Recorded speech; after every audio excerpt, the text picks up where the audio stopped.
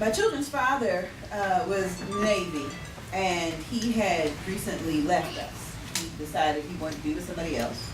So we were in the middle of a divorce. A divorce can lead you to mental challenges. There are physical situations that can leave you in a struggle.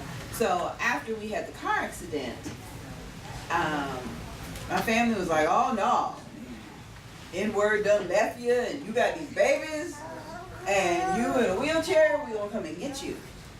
A move from one state to another, from one house to another, can lead to mental challenges. Okay, outside situations can leave you challenged. Healing, seeing what you want to do in the natural and not physically being able to do that can cause problems. And so I stand before you today along with my sister Stephanie to say, just because something may be going on physically right now doesn't mean you will not continue to fulfill what it is you need to fulfill. Okay, I appreciate that. Sometimes waiting can help you mentally. I was honored because sometimes you just have to obey God. If God says do something, don't be like, why I got to do this? Why I got? And God said to write. And Miss Kale messaged me and said, I need you to write an article. I ain't even asked her what it's for. I just said, yes, Lord, I'm a writer. I'll write. I wrote this article and asked my husband a couple things, input. So we wrote this article. And then Miss Kale said, Miss Angie BEE, your article is in this magazine that's going to be sold in Florida, New York, Georgia, 45. South Carolina. And I'm like, well, what article was it? I ain't remember. I was just obedient. And it was this one. It's in Pain to Purpose magazine. Miss Kale is also in it. And she will tell you how to get a copy of it.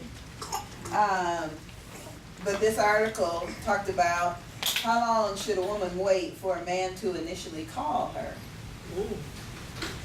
You know that God has instructed you to stay in touch with this man, and you recognize that he is alone. Not good for a man to be alone. Yet you are waiting for your phone to ring. You're waiting for him to take that first step to reach out to you. Because that's what they told us to do, right? You're waiting for them. And this is what happened with Angie BEE and Barty. When they first met, Barty showed no romantic interest in Angie BEE at all. And Barty wasn't Angie BEE's type. I mean, However, there was something about this man that encouraged Angie BEE to reach out to him. Angie BEE instructed Barty's nephew to tell your uncle to call me, and hence the waiting began. No call. Angie BEE eventually got the phone number from the nephew, and she even called Barty a couple times. But the conversations were short. Barty appeared to be preoccupied each time she called.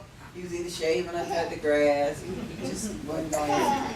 But there was still something about this man that led her to pray over him. Should she have waited for him to call her? What would you have done?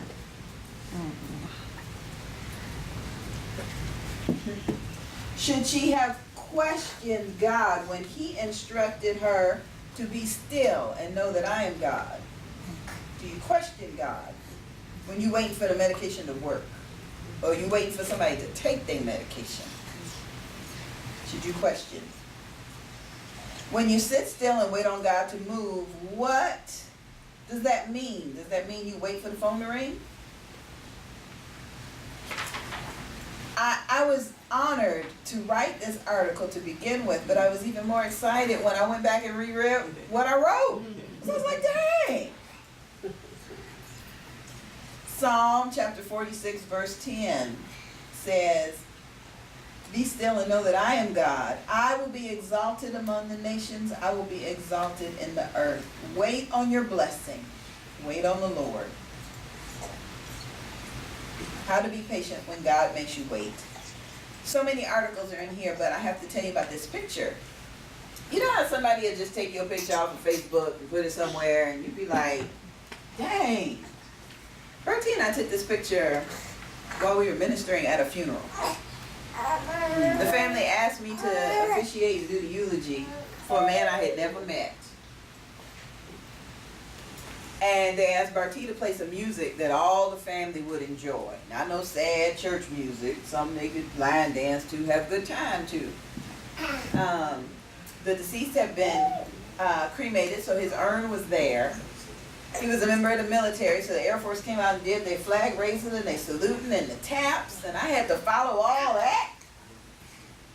But I just remember at one point sitting there and saying, Lord, thank you. I asked you to use me, to send me. I asked you if I could baptize some people and christen some babies and do some weddings. I ain't really want to do no funerals, but I said, you know, send me.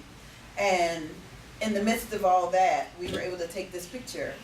And this picture represents us waiting on our opportunity to be used, waiting on a time to get out of the wheelchair, waiting on our turn, just waiting. Mental illness is a waiting game. We're waiting to get healthy. We're waiting for the voices to stop. We're waiting for the medication to work. We're waiting for our bodies to react. We're waiting. And it can be difficult. But I appreciate all of you guys for being here.